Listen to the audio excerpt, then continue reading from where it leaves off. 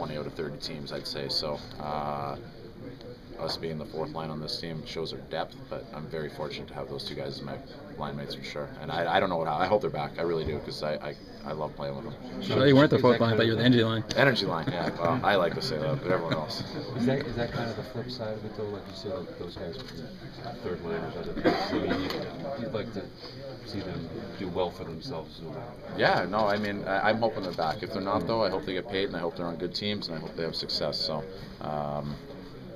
they deserve it. They're consummate teammates, consummate line mates, consummate guys. They're awesome. So whatever happens, I hope we're playing again together next year. But if we're not, then that's the hard part of the game, right? People move on. Shawn, you said a couple times you thought you'd be practicing, you thought you guys were going to move on.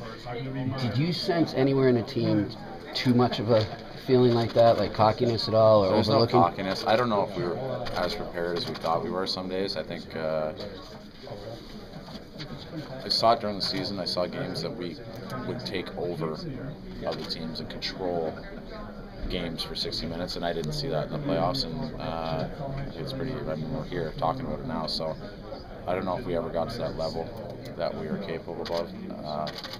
It wasn't underestimating the other team, though. Definitely not. But they played us well too. Give them credit.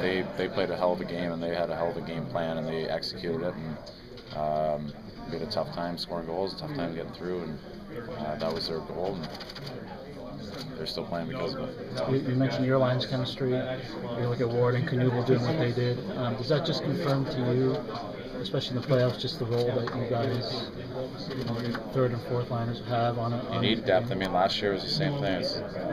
Shouldn't be bringing up last year, I guess, but to have success, you need depth. It doesn't come from the top three guys all the time. You need depth to be successful. So I think both sides. I think through that depth of the series, I mean, it was tight. Both sides had depth going through. So.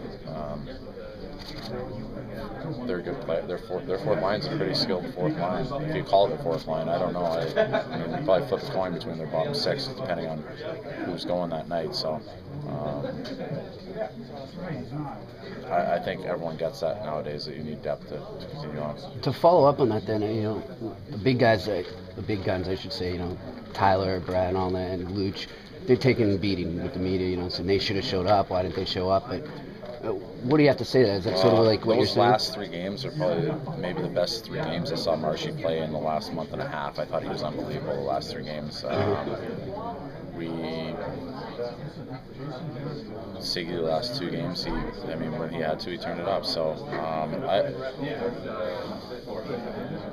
I think everyone's always looking for a reason. You can't put it on any individual. I think as a team, we weren't good enough to win, and that's why they're moving on. But I wouldn't put all the blame on the kids, that's for sure. Thanks. Shawn,